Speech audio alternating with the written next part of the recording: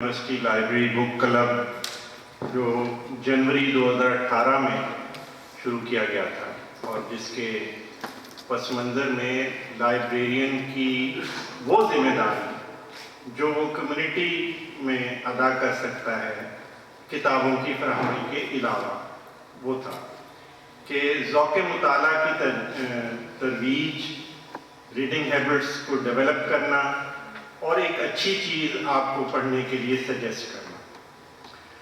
اور 2018 جنوری سے لے کے آج اب ماشاءاللہ ہمارا پروگرام دوسرے سال کے تیسرے پروگرام پہ آ گیا ہے، اور میرے لیے بڑی اطمینان کی بات ہے کہ اسٹوڈنٹس نے اس پورے سلسلے میں، کیونکہ یہ اسٹوڈنٹس کے لیے ہے اور ہمیں اس کے اندر فیکلٹی کا بھی بہت زیادہ تعاون حاصل ہے۔ شاہ زیب خان صاحب ہمارے انٹیگرل پارٹ ہیں، وہ آ جائیں گے، آج ذرا بھی تھوڑی سی لیٹ ہیں، اور ہم نے یہ سجیسٹ کیا تھا کہ جی ایک انگریزی میں ایک اردو میں کتاب ہم کا انتخاب کریں گے اور اس کا تعارف آپ کو پیش کریں گے۔ اس میں میں وضاحت کر دوں کہ یہ کوئی کرٹیکل اپریزل نہیں ہے، یہ جو کتاب پہ ہم بات کرتے ہیں یہ کوئی تنقیدی ریویو نہیں ہوتا، یہ ایک تعارف ہے، اور اس کے پیچھے مقصد یہ ہے کہ آپ کو پڑھنے کے لیے اچھی کتاب بتائی جائے۔ اس سلسلے میں ہم نے مختلف کتابوں میں بات کی، مختلف پروگرامز ہوئے، اور فارمیٹ یہ ہوتا ہے کہ انگریزی کی کتاب پر ہم انگریزی میں ہی بات کرتے ہیں، اور اس کے پیچھے مقصد یہ ہوتا ہے کہ وہ لوگ جو انگریزی کتابوں سے اتنے واقف نہیں ہیں، ان کے لیے، جو اردو پڑھنے والے ہیں ان کے لیے اس میں دلچسپی کا سامان پیدا کیا جائے۔ اور جو اردو کتاب ہے وہ اردو والوں کے لیے تو ہے ہی، لیکن اس میں ان لوگوں کے لیے جو اردو ادب یا اردو زبان میں لٹریچر نہیں پڑھتے، ان کی دلچسپی کا سامان رکھا ہے۔ مختلف کتابیں ہم اس میں سلیکٹ کرتے ہیں، اور کتابوں کی سلیکشن کے پیچھے نقطہ نظر یہ ہوتا ہے کہ وہ اسپیسیفائڈ نہ ہوں، کسی خاص سبجیکٹ سے نہ ہو، اس میں عمومی دلچسپی کا سامان، اور عام قاری بھی اس کو پڑھ کر اتنا ہی محظوظ ہو جتنا کہ اس سبجیکٹ سے ریلیٹڈ آدمی۔ تو اس بار ہم نے جو دو کتابوں کا کیا، اس میں ناصر عباس نیر، ڈاکٹر ناصر عباس نیر، ان کی افسانوں کا تیسرا مجموعہ ہے، راگ سے لکھی گئی کتاب، اس پہ آج ہم بات کریں گے۔ دوسری کتاب آڈرے ٹرشکی کی اورنگزیب، دا مین اینڈ دا میتھ، مجھے امید ہے کہ وہ بھی اتنی ہی آپ کے لیے دلچسپ ثابت ہوگی جتنی اس کے وقت ہے۔ ناصر عباس نیر صاحب کے بارے میں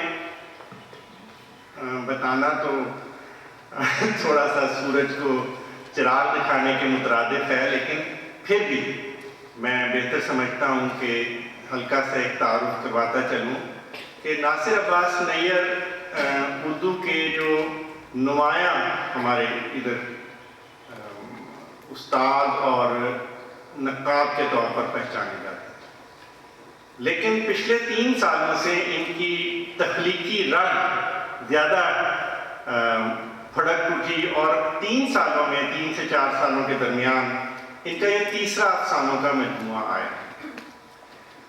ناصر صاحب مابعد نوآبادیات کے حوالے سے جو شروع کرنے والے، اس حوالے سے مطالعے کے شروع کرنے والے پاکستان میں، ان میں ان کا شمار ہوتا ہے، تو آپ ان کو کہہ سکتے ہیں کہ یہ ایڈورڈ سعید والے گروہ میں شامل ہیں۔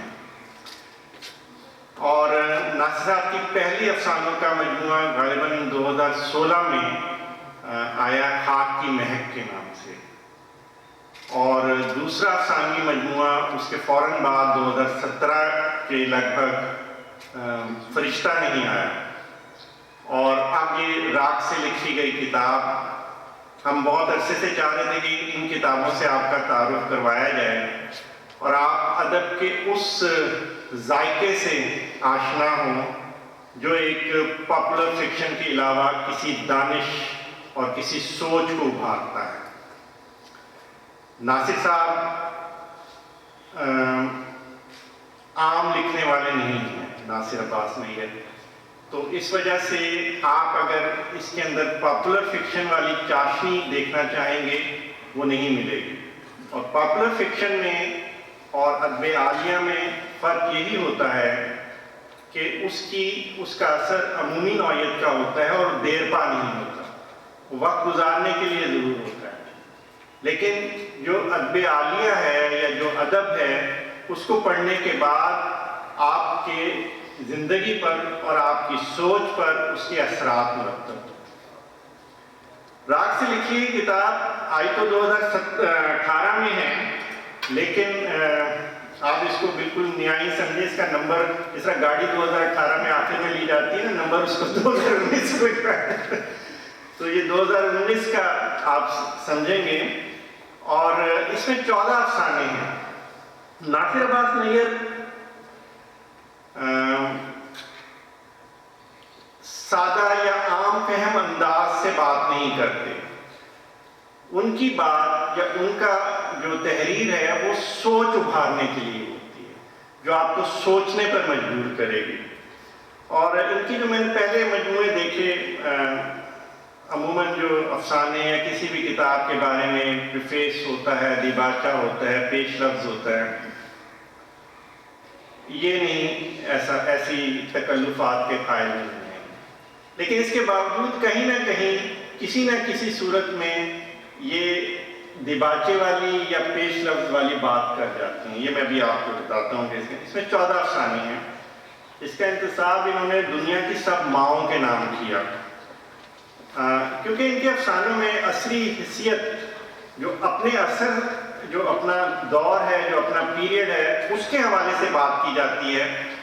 تو اس میں آپ کو ہمارے پاکستان کے جو بھی ادوار آج کل گزر رہا ہے، جو بھی دور، اس کی جھلک نظر آئے گی علامت میں ملفوظ۔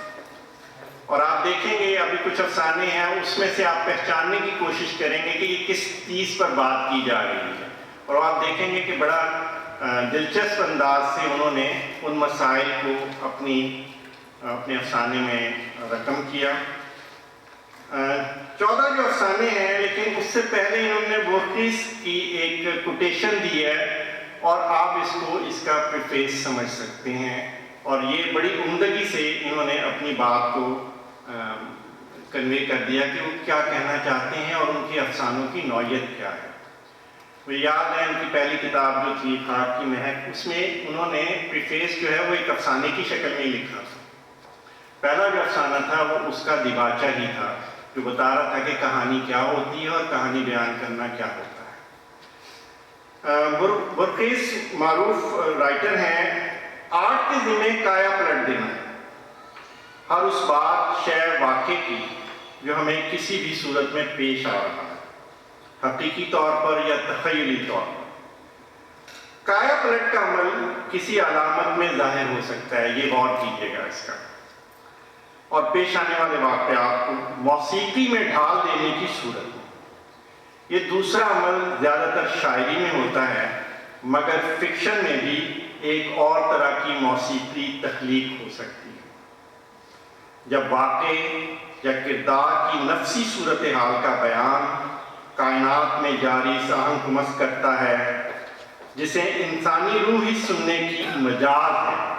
آرٹ کی علامت اور موسیقی دونوں آدمی کی یادداشت میں ہمیشہ باقی رہنے والی چیزیں ہیں۔ یہ وہ چیز ہے جو اصل میں ادب اور جو فکشن ہے اس کے حوالے سے یا شاعری کے حوالے سے جو ہمیشہ باقی رہے، ذہن میں رہے، زندہ رہے، اس حوالے سے۔ جنہیں فنکار کا منصب نصیب ہوا ہے، ان کا یہ فرض ہے، اپنا فرض ادا کیے بغیر کوئی خوش نہیں رہ سکتا۔ 14 افسانے ہیں اس کتاب میں، اور افسانوں کا بیانیہ جو ہے وہ سادہ نہیں ہے۔ یہ وہ افسانے ہیں جو آپ کو ایک سے زیادہ بار پڑھنے پر مجبور کریں گے۔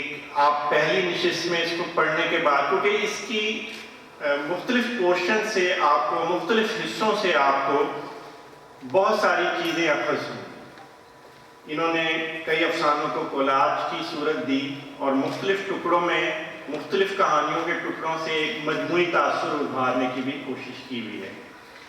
افسانوں کی فہرست اگر آپ دیکھیں، درخت باتیں ہی نہیں کرتے، عورت کو زیادہ محبت کس سے ہے، پرانا اور نیا نظام انصاف، ایک پرانی تصویر کی نئی کہانی، عقیدہ آدمی کا ہوتا ہے، لاش کا نہیں، سب سے پرانی قبر ہی پھانسی سے بچا سکتی ہے، لکھنا بھی سزا ہے پر آدمی ہونا بڑی سزا، راکھ سے لکھی گئی کتاب، نکاح ٹوٹ سکتا ہے قسم نہیں، گمنام خط، موت کاروبار ہے، یہ خدا کہاں نہیں رہتے، بوڑھے کا قتل اور خاموشی کا سر۔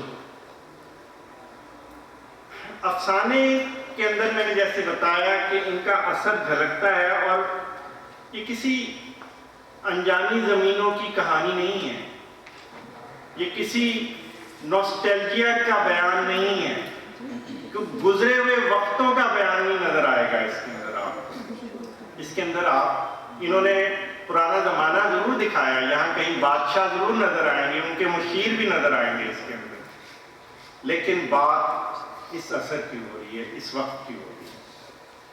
پہلا جو افسانہ ہے، ایک بہت پاورفل افسانے سے یہ بات شروع کی گئی اور اس انداز سے بات کی گئی کہ ایک بزرگ جو ہیں وہ اپنے پوتے کے حوالے سے جو ہے نا بات کرتے ہیں، ان کو ایک بات دہرایا کرتے ہیں کہ درخت جو ہیں وہ ان کی بھی ایک گفتگو ہوتی ہے، وہ بھی بات کرتے ہیں، اور اس پوتے کو یہ سمجھ نہیں آتا کہ درخت کس طرح بات کرتے ہیں۔ اس میں مختلف، جیسے میں نے نہیں سنی مگر مجھے یقین ہے کہ درخت باتیں کرتے ہیں، کچھ باتوں پر اس لیے یقین ہو جاتا ہے کہ ان لوگوں نے کہی ہوتی ہیں جن پر آپ کو یقین ہوتا ہے۔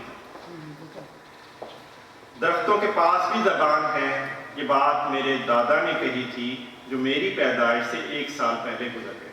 اب وہ بات چل رہی ہے، اب وہ پوتے کے ذہن میں یہ بات ہے کہ درخت کس نوعیت کی باتیں کرتے ہیں، کس طرح کی بات ہوتی ہے، اور اس سلسلے میں سرگرداں رہتا ہے کہ درختوں کی بات کس طرح کی بات ہو سکتی ہے، اور اس سلسلے میں مختلف چیزیں، مختلف طریقے آزماتا ہے تاکہ وہ درختوں سے کوئی گفتگو کر سکے، اور یہ سارا سلسلہ ہے، اور دادا کے حوالے سے بھی وہ کچھ بات کرتا رہتا ہے، اور دادا کی شخصیت کے حوالے سے جو کچھ اس نے سنا ہوتا ہے، اور دادا نے بہت پہلے پریڈکشن کر دی ہوئی ہوتی ہے کہ اس کا پوتا کس طرح کا ہوگا، تو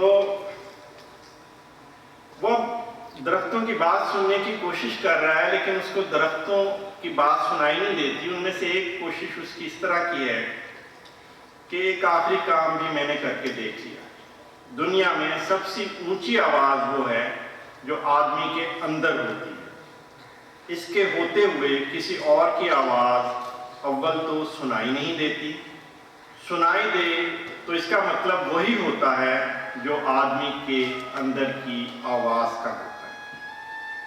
یہ اونچی آواز اس عفریت کی مانند ہے جس کا رزق دنیا جہان کی سب آوازیں ہیں۔ میں نے اس آواز کو خاموش کرنے کی پوری کوشش کی جو اندر کی آواز، تاکہ درختوں کی آواز سن سکوں۔ 2-1 لمحوں کے لیے یہ آواز خاموش ہوئی ہے، اس سمے مجھے درختوں میں صرف خاموشی سنائی دی۔ میں اب تک تذبذب میں ہوں کہ اس وقت دنیا کی سب سے اونچی آواز خاموش ہوئی تھی یا وہی خاموشی درختوں کی زبان تھی۔ ابھی تک وہ اس میں کسی طرح بھی کامیاب نہیں ہوا کہ میں درختوں کی آواز سن سکوں، اور اس کو اس کا سمجھ نہیں آتا، لیکن بہت عرصے کے بعد، کچھ سالوں کے بعد وہ گاؤں کی زمین چھوڑ کر باہر واپس آ گیا، شہر آ گیا ہوا تھا، پھر وہ واپس گاؤں جاتا ہے، جو گھر انہوں نے چھوڑ دیا ہوا تھا وہ وہاں جاتا ہے، تو درختوں کی کیونکہ اب اس کی دیکھ بھال نہیں ہو رہی، ان درختوں کی جو اس کے صحن میں لگے ہوئے ہیں، تو وہاں اس کو ایک عجیب انکشاف ہوتا ہے کہ درخت کس طرح بات کرتے ہیں اور کس طرح ایک دوسرے کو سہارا دیتے ہیں، اور یہ اپنی جڑ سے، اپنی زمین سے جڑے ہونے کی وجہ سے ہوتا ہے کہ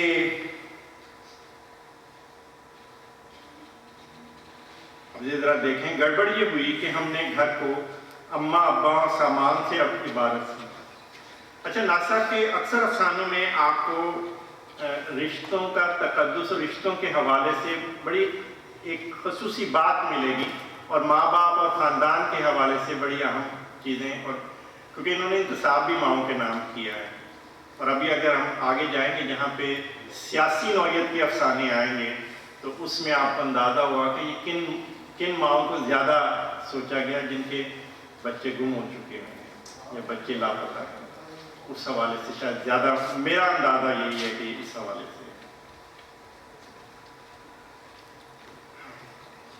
ہم نے سوچا جہاں اماں ابا روزمرہ استعمال کی پرانی چیزیں ہوں گی وہی گھر بن جائے گا.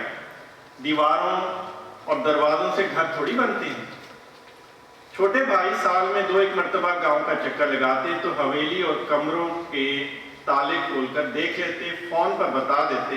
میں 10 سال بعد گیا، سارا گھر اس گھر سے بہت مختلف تھا جو میرے ذہن میں. حویلی کا دروازہ پہچانا نہیں جا رہا تھا. یہ دروازہ شیشم کی اسی درخت سے بنا تھا جس کا ذکر دادا افسوس کے ساتھ کیا گیا. اس کا رنگ پھیکا پڑ گیا تھا اور جگہ جگہ سے چٹک گیا. صحن میں کلر کی ابھری ہوئی سفیدی یہاں وہاں نظر آ رہی، ایک نحوست آمیز اداسی سارے پر طاری. ایک لمحے کے لیے میں نے صحن میں سایہ سا گزرتے دیکھا. میرا دل کٹ کر رکھا. کمروں کے اندر عجب سی سیلن زدہ بو تھی، شاید کچھ چوہے مرے پڑے تھے. کمروں سے نکل کر جیسے ہی صحن میں دوبارہ آیا تو شریں اور ٹالی پر نظر پڑی. یہ ڈکشنری میں شاید نہ ملے اردو کی، لیکن جو گاؤں سے لوگ ہیں ان کو یہ اندازہ ہو جائے گا کہ یہ درختوں کی ایک خاص. شریں کا مجھے نہیں علم تھا. میں نے اپنی بیگم سے پوچھا کہ یہ کیا ہوتا ہے. سب سے تناور درخت شریں کا. جی. تو اچانک کئی باتیں یاد آئیں.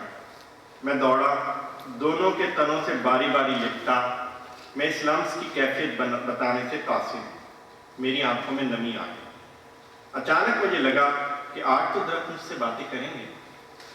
میں دوبارہ ان سے لپٹا، کان ان کے تنوں سے لگائے رکھے، مگر سوائے ہوا کے اداس چھوڑ کے کچھ سنائی نہیں.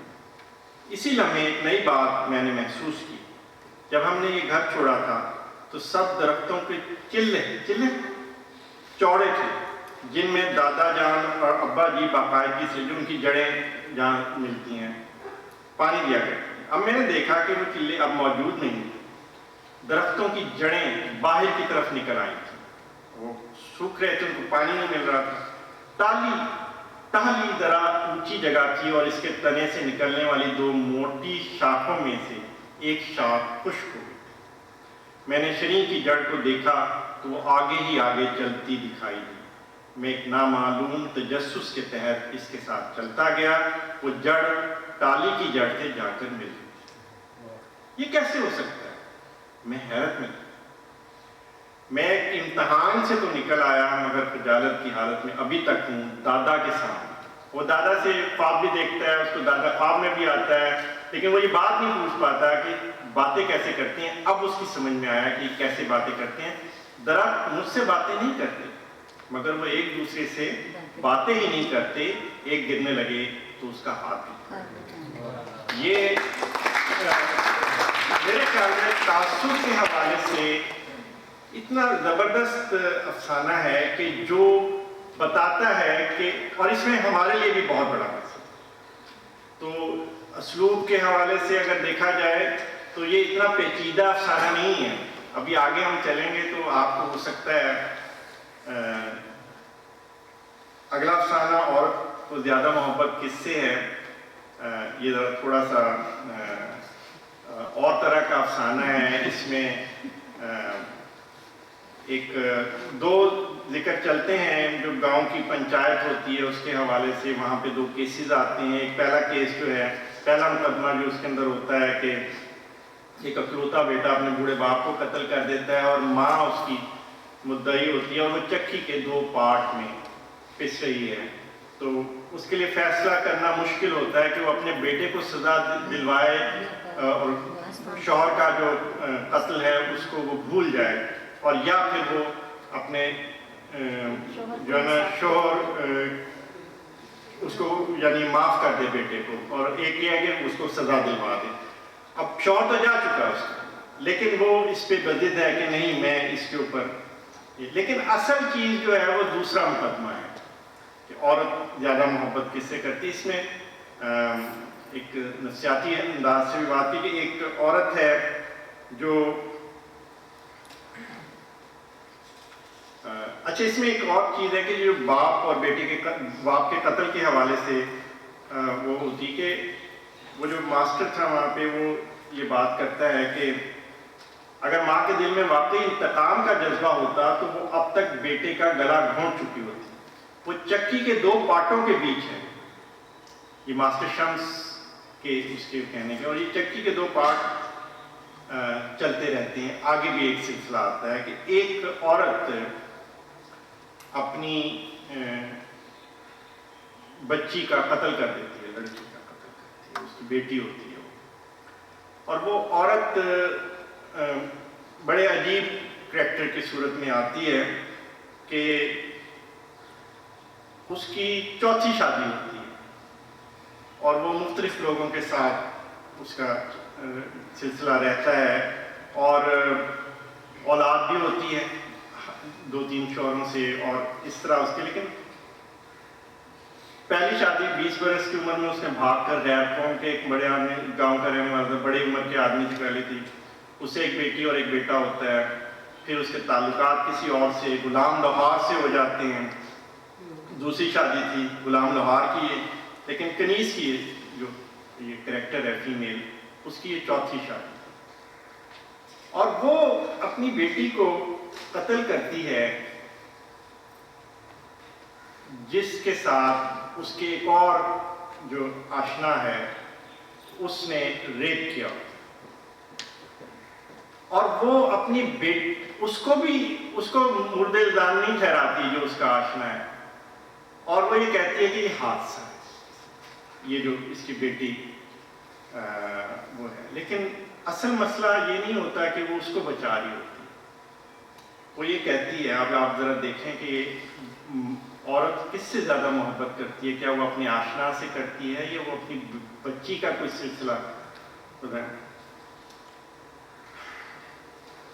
یہ بڑی اہم چیز ہے، کیا وہ ساری وہ چل رہی ہے، کیا تو نے بچی کو قتل کیا؟ نہیں، اس نے سر جھکائے جواب دیا۔ کس نے قتل کیا؟ یہ سے خود نہیں کیا، میں بتاؤں، احمد یار نے، وہ بدستور سر جھکائے۔ وہ کون ہے؟ تیرا اس سے کیا تعلق ہے؟ ابھی تک ناجائز ہے، اس نے صاف کہا، سب ہنس پڑے۔ اس نے بچی کو قتل کیوں کیا؟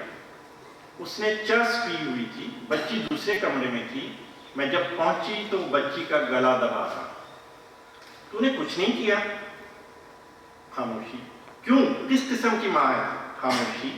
تو نے حادثہ کیوں بتایا؟ میں ماں ہوں۔ یہ سن کر کچھ لوگ تندن ہنس پڑے، کچھ حیران ہوئے، بعض کے دل وحشت سے بھر گئے، اور غلام لوہار اس کی طرف موٹی گالی دیتے ہوئے بڑھا جسے لوگوں نے پکڑ لیا۔ پرنٹ کے سب سے بزرگ آدمی نے سب کو خاموش ہونے کے لیے کہا اور پوچھا، ماں بچوں کو بچاتی ہے یا مارتی ہے؟ خاموشی۔ بولتی کیوں نہیں؟ ایک رکن غصے میں بولا، میں نے نہیں مارا۔ اسے اپنے ساتھ لے کے کیوں گئی؟ اس یار کا ہاتھ کیوں نہیں توڑ دیا؟ ایک اور رکن نے سوال کیا۔ اب یہ پورشن بہت اہم ہے کہ وہ گھر میں بھی محفوظ نہیں تھی، وہ مسلسل نیچے دیکھتے ہوئے پاؤں کے انگوٹھے سے زمین کھود، وہ بچی اس کے اپنے گھر میں بھی محفوظ ہے۔ یہ بات بلیاں بھی کتوں کو چیر ڈالتی ہیں، وہ ان کے بچوں کی طرف بڑھیں، تم سے تو بہتر یہ جانور ہیں۔ ایک اور رکن دہاڑا، وہ بہت زور آور تھا، میں ڈر گئی، پر میں نے اسے گالیاں دی تھیں اور اس کے منہ پر تھوکا تھا۔ حادثہ کیوں بتایا؟ کیا اپنے یار کو بچانا چاہتی تھی؟ کیا تو بچی سے زیادہ اس یار سے محبت کرتی ہے؟ ایک رکن نے دوبارہ یہ سوال پوچھا۔ وہ رکن ماسٹر شمس جو چکی کی 2 پارٹوں کی بات کیا کرتا تھا، اسے اگلے دن عین عشاء کی نماز پڑھنے کے دوران میں ماسٹر شمس کی چکی کے پارٹوں سے متعلق کہی ہوئی بات یاد آئی اور وہ اداس ہو گیا، مگر فوراً نہ سمجھ سکا کہ ماسٹر شمس کو یاد کر کے اداس ہوا تھا یا اس وجہ سے کہ کنیز سے اتنا سخت سوال کرتے ہوئے سے یہ خیال کیوں نہ آیا کہ وہ 2 بھاری پارٹوں کے بیچ پس رہی تھی۔ نماز کے بعد دعا مانگتے ہوئے اس کی آنکھیں نم ہو گئی۔ نہیں، بالکل نہیں، یہ وہ کہتی ہے کہ یار کو نہیں بچانا دیتی تھی۔ پھر وہ کافی دیر خاموش ہے۔ آخر کار اس نے سر جھکائے ہوئے آہستہ آہستہ بولنا شروع کیا، میں چاہتی تھی کہ میری بیٹی اسی طرح قبر میں جائے جیسے میرے پیٹ سے نکلی تھی۔ میں قسم کھاتی ہوں کہ اس کا باپ واقعی غلام لوہار تھا۔ سب نے دیکھا، اس سے پہلے یہ ایک کنفیس کر چکی ہوئی تھی کہ اس کی ایک اولاد اس شوہر کی نہیں تھی بلکہ اس کے سابقہ شوہر کی تھی جو بعد میں یعنی تعلقات کی تھی، لیکن یہ کہتی ہے کہ یہ اسی شوہر سے تھی، اور لیکن اس کا جو باپ ہے اس کو اس پہ شبہ، اور وہاں گھر پہ بھی محفوظ نہیں تھی۔ سب نے دیکھا اس کے آنسو سیدھے اس کے پاؤں کے انگوٹھوں پر گر رہے تھے، اور اس کی آخری بات ان کی کسی آدمی کی سمجھ میں نہ آئی۔ بعد میں گاؤں کی چند عورتیں ہی کچھ یاد کر کے اس کو سمجھ سکیں۔ یہ وہ باتیں تھیں جو وہ گاؤں کی عورتوں میں بیٹھ کے کیا کرتی تھی۔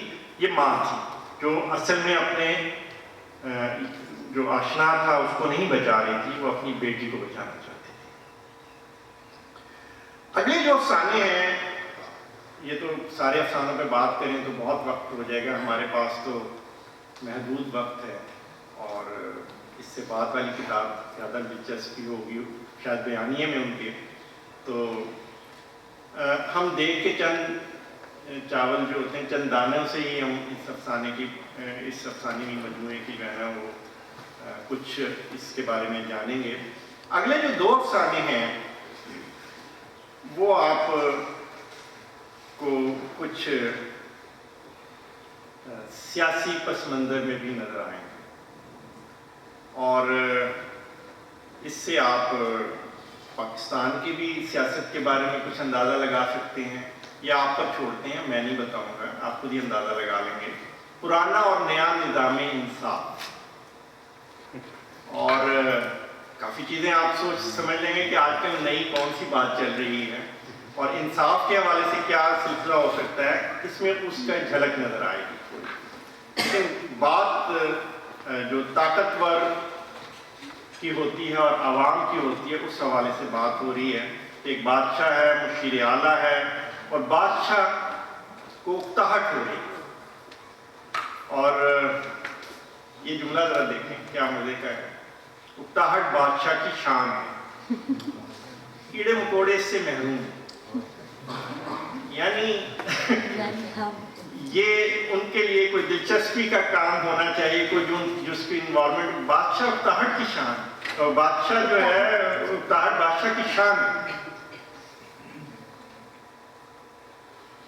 یہ اس کا مشیر بادشاہ کو کہہ رہا ہے، بادشاہ اکتاہٹ کا شکار ہے کہ میں کیا کروں، میں کیا نیا کام کیا جائے، تو وہ ایک نیا نظام عدل، نظام انصاف جو ہے نا وہ تخلیق کرتا ہے، مشیر اس کو سجیسٹ کرتا ہے، اور مشیر نے بادشاہ کی حالت بھانپ لی اور کہا بادشاہ اس لیے اکتاتا ہے کہ وہ دنیا کا سب سے ذہین انسان ہوتا ہے۔ عام انسان کا ذہن زیادہ دیر کسی ایک حالت پر قائم نہیں رہتا، اور سب سے بڑا انسانی ذہن ایک پل کے لیے ایک حالت پر قائم نہیں رہ سکتا۔ کیا اس سے زیادہ طنز ہو سکتی ہے کسی کی؟ بادشاہ ایک پل کے لیے مطمئن نظر آیا، بولا لیکن اکتاہٹ کئی دن رہتی ہے۔ اب مشیر اعلیٰ پریشانی کے عالم میں کہ میں بادشاہ کو کیا مت دوں، کیا سجھاؤں کہ یہ اپنی اکتاہٹ بھی دور کر لے اور میرا بھرم بھی رہ جائے، اور وہ کہیں کہہ بیٹھتا ہے کہ اس کو اکتاہٹ رعایا کے دکھوں کو دن رات محسوس کرنے کے باعث وہ ایک دم چکنا ہو جاتا ہے بادشاہ کہ میری رعایا کو کیا دکھ ہو سکتا ہے۔ بادشاہ نے اب مشیر اعلیٰ جلاد کی تلوار اپنی طرف بڑھتی ہے، میں نے کہا میرا سر قلم ہو گیا کہ میں نے کہہ دیا کہ تمہاری رعایا کو دکھ ہے، لیکن اس نے آخری کوشش کر ڈالنے کا فیصلہ کیا، سینے پر ہاتھ باندھے سر جھکائے ہوئے کہا رعایا دکھی ہے کہ وہ ذل الہی کی عطا کی ہوئی نعمتوں کے لیے ویسا اظہار تشکر نہیں کر سکتے جیسا کہ حق. بادشاہ کے چہرے پہ ایک چمک پیدا ہوتی ہے, اکتاہٹ غائب. اب وہ جو ہے نا پریشان ہے کہ بشیر اعلیٰ کو ایک خیال سوچتا ہے کہ کہتے ہیں کہ نیا مشغلہ ایک اختیار کریں, آپ کی اکتاہٹ بھی دور ہو جائے گی. مشغلہ کیا ہے کہ روز تلوار سے سر قلم دیکھنے سے اکتاہٹ ہوتی ہے, خلقت کم ہوتی جا رہی ہے, جس کا اثر خزانے میں پڑ رہا ہے, نذرانے پیش کرنے والے اور تراج دینے والے کم ہو رہے ہیں. پھر قاضی بھی شتابی سے فیصلے کر کے فارغ ہو جاتا ہے. قاضی کے پاس فرصت زیادہ ہو تو بیکار کی باتیں سوچتا ہے. میرا مطلب ہے اپنی حد سے باہر کی باتوں پر دھیان دینے لگتا ہے. مشیر نے ڈرتے ڈرتے کہا. مطلب اتنا خوبصورت تندیہ ہے یہ کہ تفصیل سے کہو شاہی حکم صادر ہوا. حضور جرم کی سزا موت سخت صحیح مگر رعایا سے اپنے حق میں بہتر سمجھنے لگی ہے. حضور کی مملکت کے یہ رمز یاد دلانا جسارت ہے, پر کہے بنا چارہ نہیں کہ جو رعایا کے حق میں ہے وہ بادشاہ کے خلاف ہے. انہیں روز روز کی موت دیجیے, قاضی کو مصروف رکھیے, مجھے اجازت مرحمت کیجیے, میں اپنے ماتحت 2 نئے مشیر مقرر کروں. اب وہ ساری تفصیل بتاتے ہیں اور بالآخر ایک بڑا عجیب و غریب کہ جرم کرنا ضروری نہیں ہے, جرم کی نیت کر لو اور نیت پہ سزا ملے گی. اب نیت کی ڈٹرمینیشن, میں قطعاً نہیں کہہ رہا کہ آپ ہمارے جو سلسلہ چل رہا ہے اس کے اندر آپ دیکھیں کہ مجرم پہلے ہم پکڑ لیں اور جرم بعد میں ہم ثابت کریں اور جرم بعد میں ڈھونڈیں. تو یہاں نیت کا جو صورتحال ہوتی ہے, پہلے قاضی جرم کی شہادت اکٹھی کر کے یا جرم کا اعتراف سن کر فوراً فیصلہ کرتا ہے. اب وہ نیت کو دیکھے گا, نیت ہو تو جرم کسی وقت بھی کیا جا سکتا ہے. اب وہ بادشاہ بہت مجھے کہتا ہے تم استحقاق رکھتے ہو کہ میرے جو ہے نا تم مشیر اعلیٰ. اب وہ مقدمے آ رہے ہیں, قاضی کی مانند بادشاہ کی مصروفیت بھی بہت بڑھ گئی ہے اور اسے اب روزانہ دلچسپ واقعات سننے کو مل رہے ہیں. اور اسی طرح ایک بڑا مزے کا ایک مقدمہ سامنے آتا ہے کہ ایک چرواہے کا بیٹا ہوتا ہے جس کی بھیڑیں وغیرہ اس نے رکھی ہوئی ہیں. پہلا مقدمہ ایک ایسے نوجوان کا تھا جس کے الزام تھا کہ وہ بادشاہ کا تختہ الٹنے کی نیت رکھتا ہے. وہ ایک چرواہے کا نوجوان بیٹا تھا. وہ نہ تو اس شہر کا نام جانتا تھا جہاں بادشاہ کے محلات اور قاضی کی عدالت تھی, نہ ہی بادشاہ کا پورا نام بتا سکتا. اس کو آپ ہمارے پس منظر میں بھی رکھیں گے. اسے صرف اپنے باپ دادا اور بھیڑوں کے نام آتے تھے جو اس نے خود رکھے تھے. اسے جب گرفتار کر کے عدالت لایا جانے لگا تو اس نے سب بھیڑوں کو گلے لگانے کی اجازت مانگی تھی جو اسے نہیں ملی. اس کا باپ اس کے ساتھ عدالت آیا. اس نے ڈرتے ڈرتے پوچھا کہ اس کے بیٹے کا جرم کیا ہے. ایک ایسا جرم کرنے کی نیت رکھتا ہے جس کی جرات آج تک کسی کو نہیں ہوئی. مشیر عدالت نے سختی سے کہا. باپ اور بیٹا دونوں ڈر گئے. کیا اس نے تھوڑے عرصے میں بھیڑوں کی تعداد نہیں بڑھائی؟ دوسرا مشیر بولا, جی اس نے بھیڑوں کو بھیڑیوں سے اور بیماریوں سے بچایا ہے. باپ لجاجت اور قدرے خوش ہو کر بولا, پھر بھی تم پوچھ رہے اس کا جرم کیا ہے؟ دوسرا مشیر گر گیا. پروردگار کی قسم اس نے کسی کی ایک بھیڑ تک نہیں چرائی. باپ نے سر جھکا کے صفائی دیتے ہوئے, تم بھولے کم اور چلاک زیادہ ہو. اس پر قاضی بولا, جو نوجوان اپنے باپ کی وراثت پر راضی نہ ہو راضی پر رضا کیسے ہو سکتا ہے؟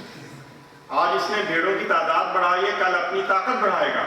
تمہارا بیٹا بھیڑیں ہی نہیں پال رہا, بادشاہ کا تختہ الٹنے کی نیت بھی پال رہا ہے. قاضی نے تمام بھیڑیں بھاگ کے سرکار ضبط کرنے اور نوجوان چرواہے کو عمر قید کی سزا دینے کا فیصلہ سنایا. بادشاہ اس انصاف پر پہلے کب پایا, پھر خدا کا شکر ادا. اب یہ دوسرا مقدمہ ہے, یہ بڑے دلچسپ انداز. اس کے ٹریٹمنٹ میں یہ 2-3 افسانوں پہ زیادہ ڈیٹیل, باقی تو آپ خود پڑھیں گے. اگر میں نے ساری کہانیاں بتا دی آپ کو تو آپ کیا پڑھیں گے. کہ دوسرا جو مقدمہ ہے وہ ایک عورت کا مقدمہ آتا ہے اور وہ اس اپنی بستی میں سب سے خوبصورت نہیں تھی. अपनी बूढ़ी माँ के साथ रहती थी और कुछ ज़मीनें थी जिनकी वो देखभाल करती थी। और बस्ती में जब भी कोई नाजायज़ बच्चा पैदा तो उसे उठा लाती और किसी बे औलाद को अपनी औलाद बनाने पर राज़ी कर लेती। अगर इसमें कामयाब ना होती तो खुद पालती। दर्जन भर बच्चे उसके घर पल रहे थे। उस पर एक पहला इल्ज़ाम था कि वो नाजायज़ बच्चे पैदा करने पर हौसला अफजाई कर रही थी और बस्ती में हरामियों की तादाद हलाल बच्चों से बढ़ती जा रही थी। तब काजी ने इसे छोड़ दिया था और इल्ज़ाम लगाने वाले से कहते हैं इन औरतों मर्दों को पेश करें जो नाजायज़ बच्चे। इस पर इल्ज़ाम लगाने वाले खामोश थे। अब काजी के सामने ये मुकदमा आया कि ये खुद नाजायज़ बच्चा पैदा करने की नीयत रखती और लिहाजा इसे सजा दी जाए। पहली नज़र में काजी को ये बिल्कुल आसान सा सिंपल सा एक मुकदमा लगा कि ठीक है, इसके जो अमल है वो असल में इसकी नीयत की अक्कासी कर रहे हैं और ये इसकी नीयत ये है वो नाजायज़ बच्चे की परवरिश कर सकती है तो पैदा भी करेगी, जन्म भी देगी। तो जब औरत को तलब किया तो मालूम हुआ कि ये मुकदमा इतना सादा नहीं है।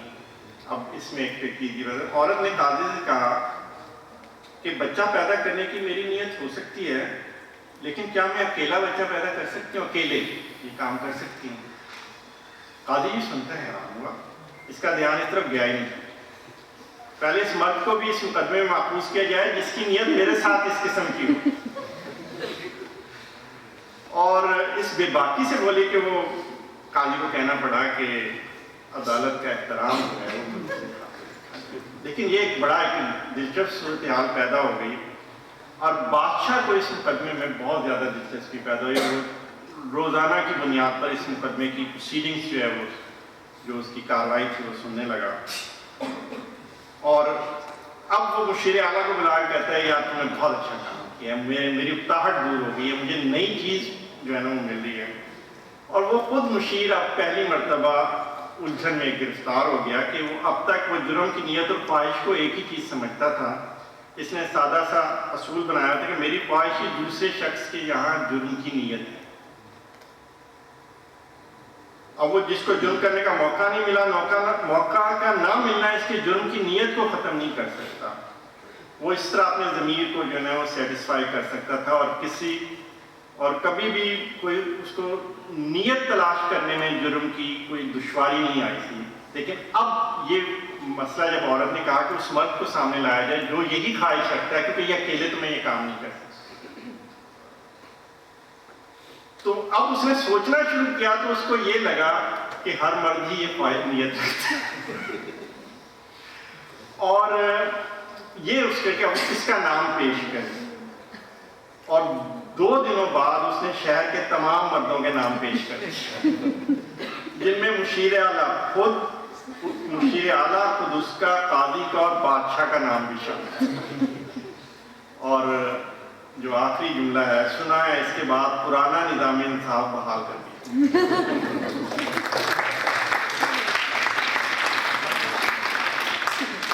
ये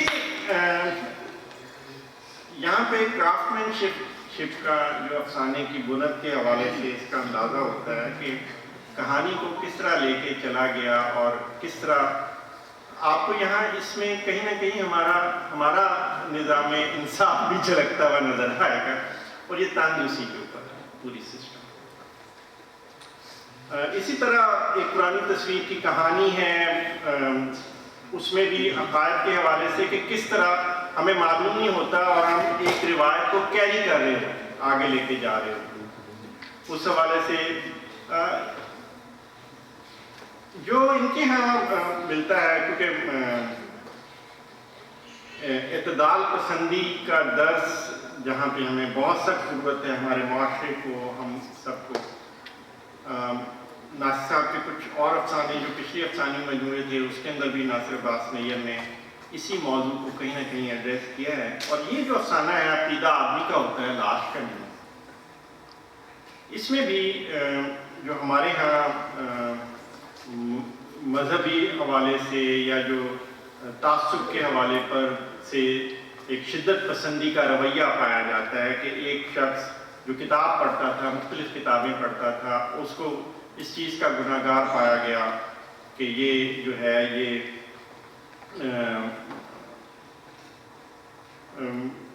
जो है ना वो ये शिद्दत फैला रहा है और इसके अंदर जो है ना ये नापाक है आदमी और ये यानी मुनकिर है, इनकार करता है। और वो क्योंकि किताब पढ़ता था, उसके बाद किताब से वो मर जाता है जहर दे के, लेकिन अब उसकी लाश को भी निकाल कर सजा देने का सोचा जा रहा है। और इस सिलसिले में वो एक कोई शख्स उसकी अगर उसको सपोर्ट करता है, उसको कहना चाहता तो उसको भी मार दिया जाता है। और ये एक हमारे यहाँ माशरे में भी कि हमसे मुख्तलिफ कोई सोच रखने वाला, मुख्तलिफ दिखने वाला, मुख्तलिफ बात करने वाला हमारे लिए वो नाकाबिल बर्दाश्त हो जाता है। अब आखिरी जब वो उसको भी लाश को निकाल के जलाना चाहते थे और एक आदमी जो ये कहता है कि लाश का अकीदा नहीं होता, इंसान का होता है, जिंदा इंसान का अकीदा, तुम लाश को क्यों जलाने लगे हो, तो उसको भी मार दिया जाता है। तो हम वह उसके बाप के पास आए जो शख्स ये बात कह रहा था कि इस लाश को मत जलाओ, हम सिर्फ इस लाश को जलाना चाहते थे जो रात के अंधेरे में दफन की गई थी, इसे नहीं, उस शख्स को नहीं। शेख साहब ने बूढ़े बाप को दिलासा देते हुए कहा इससे हमारी कोई दुश्मनी नहीं थी, इसे हमने बहुत समझाया मगर वो जिद्दी निकला। दीन के दुश्मन के हक में बाकायदा जरा करने वालों का अंजाम हमेशा से यही होता है। इसने एक दुश्मन का साथ देख के अपने अकीदे को भी खराब कर लिया। अब हम इसकी मग़फ़िरत की दुआ भी नहीं कर सकते, अलबत्ता खुदा से दुआ करते हैं कि आपको सब्र दे। उसके बाप को कहें आपका कोई कसूर नहीं, आप 5 वक्त हमारे साथ नमाज पढ़ते हैं। ये जो सूरत हाल है ये है मौजूद और इसी की तरफ इसके अंदर इशारा किया गया। अब मैं चलता हूँ चंद चीज़ें और सिर्फ जिक्र करते हुए। लिखना भी सज़ा है पर आदमी होना बड़ी सज़ा है कि ये भी एक सियासी और जबर के पस मंज़र में लिखा हुआ, ये जबर के हवाले से, ताकत के जबर के हवाले से लिखा हुआ अफसाना है। रात से लिखी गई किताब जो जिसके उन्वान पर ये वो किया गया है, किताब का भी उन्वान रखा गया और अफसाना है इसके अंदर। ये इतना मुझे इतना आसान अफसाना नहीं लगा, इस पर खासी कॉन्सेंट्रेशन काफ़ी ज़्यादा देखना पड़ा। मैं आपको इसकी तशरीह नहीं करके दूंगा, ये मैं बता दूँ, ये आप खुद पढ़ेंगे और आप इससे क्या हस करते हैं ये आपको समझ आएगा जब आप इसको देखेंगे। एक लाइब्रेरी जल जाती है, किसी शख्स की किताबें जल जाती हैं, वहाँ 3 आदमी डिप्यूट किए जाते हैं और उनमें से एक रावी है जो ये कहानी बयान कर रहा है और 2 लोग और उसके अलावा हैं। और एक शख्स जो है कबीर, वो वर्क अलहदा करता है जो जलने से बच गए हुए हैं। अंसारी जो दूसरा है, और इन नामों की जो हवाले से वो राख को अलहदा करता जाता है, जल के राख हो चुकी हैं चीज़ें। और ये तीसरा जो रावी है ये इसका काम मुख्तलिफ है, उसने उन सब से मिल के जो जले हुए जो नीम जले जो औराक थे उनको मिला के उसने एक नई किताब बनाई। और इस पे जो आदमी इनको डिप्यूट करता है वो खैर ये सारी चीज़ें इकट्ठी करता है। इसमें कुछ टुकड़े ऐसे हैं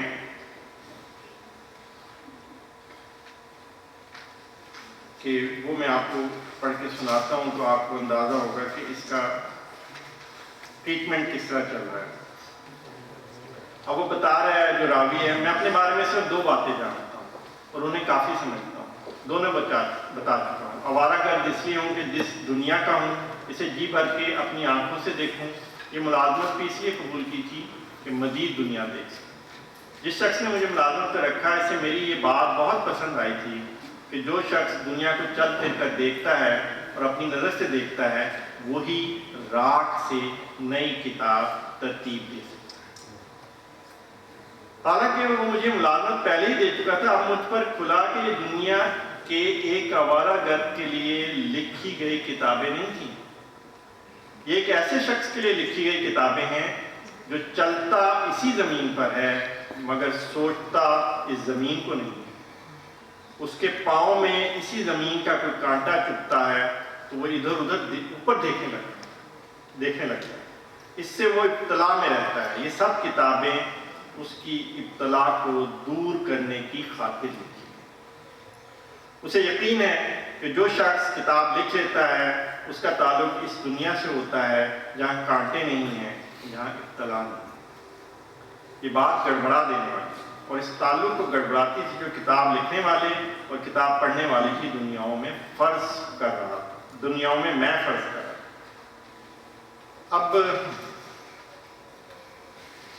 جب وہ ساری چیزیں اکٹھے کر لیتا ہے، وہ جو ابجلے کاغذات تھے ان کو اکٹھے کرتا ہے، ترتیب دیتا ہے، تو وہ جانتا ہے کہ ہر کتاب کا تعلق دوسری کتاب سے ہے۔ وہ بتا سکتا ہے کہ یہ بیکار ہے کہ یہ تعلق کس قسم کا ہے۔ اسے ترتیب دے لی، وہ ایک دوسرے سے جڑتی چلی گئی باتیں۔ پہلے 2 راتیں ترتیب سے کتاب سنائی اور پھر بے ترتیبی سے جو شخص سن رہا ہوتا ہے اور جس نے اس کو تیسرے مہینے کا آخری دن آن پہنچا، سب نے دیکھا جلے ہوئے کا، اب وہ سنتے سنتے دوبارہ اور آگ جل جاتی۔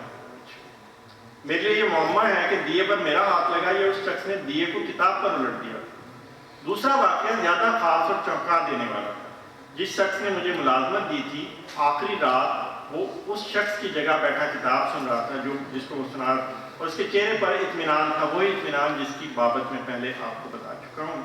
تیسرے مہینے کا آخری دن آ پہنچا، سب نے دیکھا جلے ہوئے کاغذوں کا ڈھیر ایک جگہ پڑا ہے، اس کے ساتھ ایک چھوٹی سی ڈھیری پڑی، جلنے سے بچ رہنے والے کاغذات پر مشتمل تھی، مگر اس کے دائیں بائیں اور حاشیے پر نئی عبارتیں رقم، ایک نئی کتاب تخلیق ہو رہی تھی۔ جو اس ڈھیری کو جب بعد میں پڑھا گیا تو وہ ایک مکمل کتاب تھی، وہ کہیں نہیں تھا وہ شخص جو سن رہا تھا۔ کمرے کے ایک کونے میں ایک جگہ راکھ کا ڈھیر تھا۔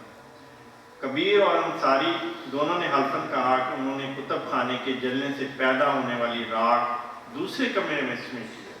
انہوں نے یہ بھی حلفاً کہا کہ راکھ جلے ہوئے کاغذوں کی نہیں تھی۔ پھر کس کی تھی یہ آپ سوچتے ہیں؟ آخری جو افسانہ ہے وہ جس پہ میں بات کروں گا، باقی اس میں ایک اور پہ بھی بات کرنا چاہتا تھا لیکن میں اس کو زیادہ نہیں لے کے آؤں گا۔ ایک خاموشی کا سر آخری افسانہ ہے، لیکن نکاح ٹوٹ سکتا ہے، قسم نہیں۔ ہم سب اپنے والدین سے، اپنے بزرگوں سے ایک خاص قسم کا تعلق رکھتے ہیں اور ہم اسی تعلق کے پس منظر میں اپنے والدین کو دیکھنا چاہتے ہیں۔ لیکن اس افسانے میں مصنف نے بہت اہم بات کی ہے کہ ہمیں یہ چیز نہیں بھولنی چاہیے جو ہم اکثر بھول جاتے ہیں، اپنے والدین، اپنے وہ لوگوں سے جن سے ہم محبت کرتے ہیں ان کے بارے میں۔ ایک راوی جو اس افسانے کا کردار ہے، اس کی والدہ یا ماں کی جو شادی ہے اس کے باپ سے دوسری شادی ہوئی، اس کا جو پہلے جو نکاح ہوا تھا وہ کہیں لاپتہ ہو گیا تھا اور کافی عرصے تک واپس نہیں آیا، تو اس کے نانا نے اس کے باپ سے اس کی شادی کر دی ہوتی ہے۔ تو جب یہ گھر آتا ہے کہیں شہر سے تو وہ ایک خط ان کو ملتا ہے جو وہ گمشدہ جس سے اس کا نکاح ہوا تھا، وہ اس نے وہ شمس، میرے خیال میں اس کا نام تھا اگر میں بھول نہیں پاتا ہوں،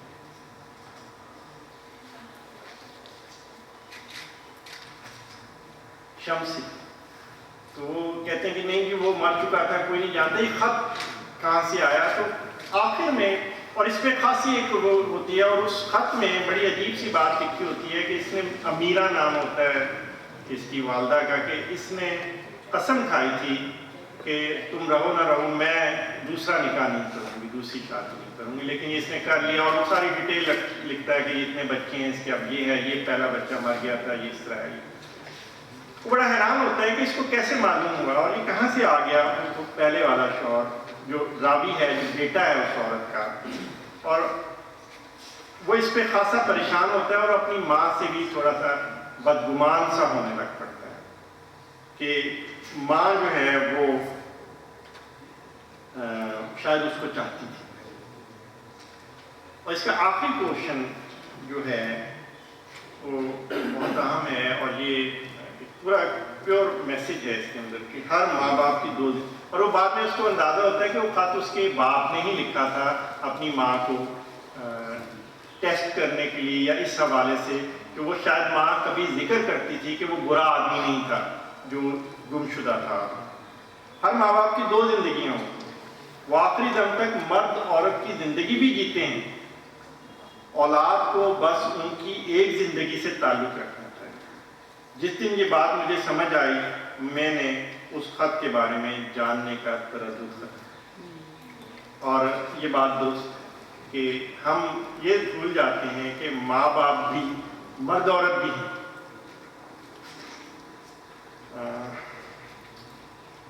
خاموشی کا سر بڑے مزیدار افسانہ ہے کہ ایک جو انٹلیکچوئل ہیں وہ ایک پروگرام میں بیٹھے بیٹھے ان کی گویائی جو ہے وہ ختم ہو جاتی ہے اور وہ بات کرنے سے بالکل معذور ہو جاتے ہیں.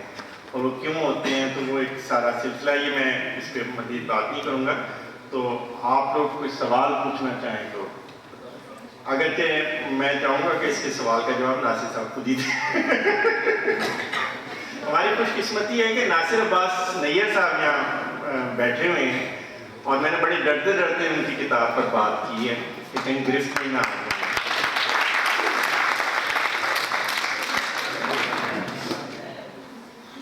اس میں کوئی اضافہ کرنا چاہیں, کوئی رائے دینا چاہیں؟ میرے خیال میں رفت تو ضرور بات کریں گے. بہت شکریہ سر. بہت خوبصورتی سے آپ نے اتنی خوبصورت کتاب کا تعارف کروا دیا. اور اس میں سر یہ کہنا چاہوں گی, ایک جہان حیرت ہے یہ کتاب جو ہے. ہر افسانہ پڑھتے ہوئے آپ کو ایک نیا ذائقہ, ایک نیا موضوع ملتا ہے اور کہیں بھی اس میں تکرار یا اعادہ کی صورت نہیں ہے. اس کے ساتھ ساتھ دوسری بات یہی کہ یہ پاپولر فکشن نہیں ہے اور اس کو ایک دفعہ میں سمجھنا تو ممکن نہیں ہے. یہ پوری یکسوئی اور توجہ مانگتی ہے. تو بہرحال بہت خوبصورت کتاب ہے اور امید ہے کہ باقی لوگ بھی اسی طرح سے آپ لوگ پڑھیں گے تو افاقہ ہوگا. بہت شکریہ. یہ ادھر تو دیجیے.